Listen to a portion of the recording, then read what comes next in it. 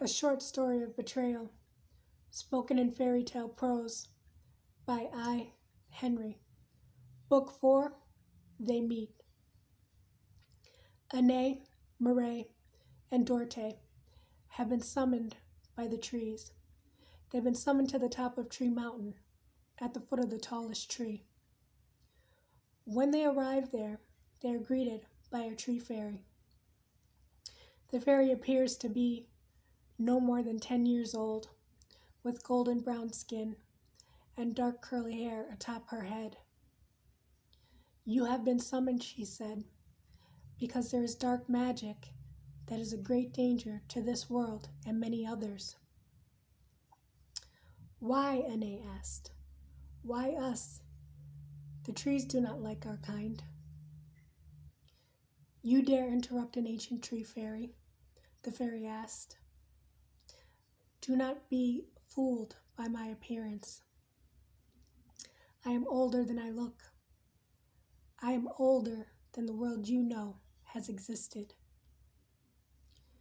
Your kind would cut down a tree in an instant, even though the trees give you the very life you breathe. But the trees have decided to show mercy upon you and your kind, because this dark magic is very old, and so it may even affect the ancient trees at some point. So although the trees know that the wrongs of any world will right themselves one way or another, we have decided to intervene. There is a dark witch named Elar who is planning to cast a spell of illusion on this world and others. She is creating a coven in the land of the banished. She has also created an altar of illusion where she plans to cast her spell. The trees have identified you 3 witches as those who will fulfill a prophecy to stop her plan. She looked at Anne. This witch, named Elar, was there in the shadows when your friend Sydney tried to deceive you and take your place. She looked at Murray. This dark witch gave your brother Deirdre the magic he used to banish you for all those years. The fairy looked at Dorte. The demon who tricked your father into taking its place in the land of the banished was one of Elar's minions, the fairy said.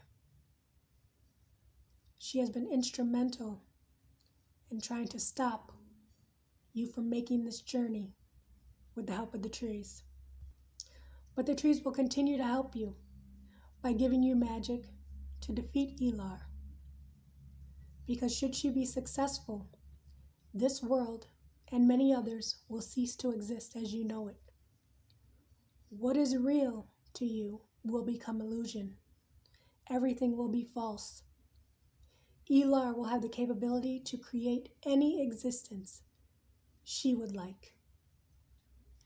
So take this magic given to you from the leaves of the trees, and when you get to the land of the banished, you will be able to use your magic to destroy her altar and stop her from casting this curse.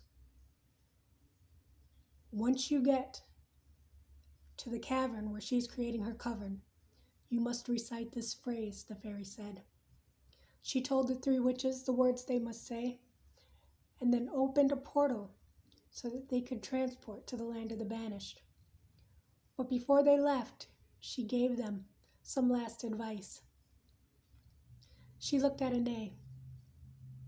Since your friend Sydney betrayed you in the forest, you have decided that you need no other friends, she said. She then looked at Murray. You lament the time you lost with your daughter after being banished for all those years by your brother Deirdre, but you focus on it so much so that you no longer have the ability to focus on anything else. She looked at Dorte. You are afraid that you will no longer be able to tell the difference between what is real and what is false, even if it is right in front of your face, she said. You must recognize this about yourselves, and when you get there, you must work together. Should you do so, you will be successful. You will have only minutes when you are there to destroy the altar and prevent the curse from being cast. So do this quickly. You will have the element of surprise because Elar does not know that we know what she is doing. She has been hiding her coven from the council of the land of the banished, using this dark magic.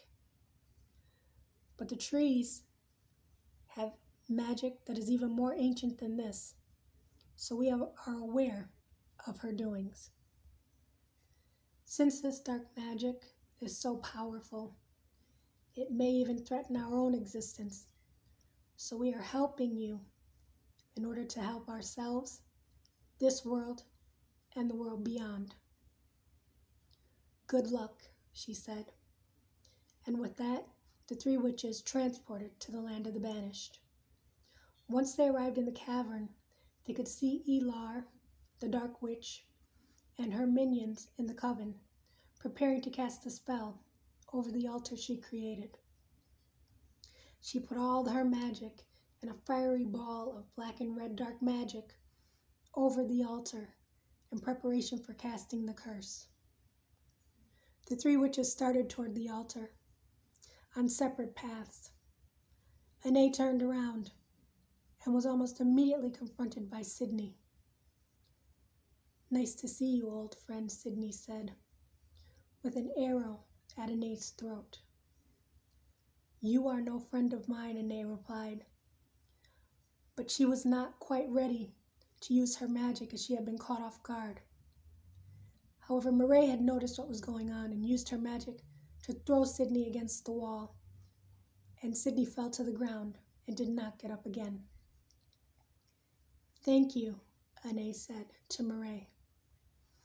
I will not forget this. The witches started again toward the altar, but Marae was stopped by none other than her brother Deirdre, who'd banished her previously for years. Surprised to see you so far from home, sister, Deirdre said. But as he lunged toward Marae, she used her magic to fly toward the ceiling of the cavern, far above Deirdre's head, and threw him to the back of the cavern, so far into the darkness she did not see where he landed. Dorte was taking her own path to the altar when she was stopped and confronted by someone who looked exactly like her father. Father, she said, what are you doing here? But before the being could answer, she saw a flash of red in its eyes, letting her know this was just another demon in disguise. You will not fool me again, she said, throwing the demon against the wall with her magic. By now, Elar was aware that the three witches were in the cavern and that they were on to her plot. She rushed to the altar to complete her curse. No, she said, when the witches flew to the top of the cavern, grabbed hands, and began to recite the phrase the fairy had given them. On this day and at this time, the witches said, with the power of three as the vessel of one, our victory with honesty and truth over lies shall be done. And with that, the altar exploded, and the dark red and black magic that had been hovering above the altar changed to a white, bright light with sparks that flew inside the cavern, as everything that had been in it previously no longer existed. Suddenly, the witches were back in front of the fairy at the tree on the top of Tree Mountain. You have done well, the fairy said. Maybe the trees will rethink their opinion of you after all. The end.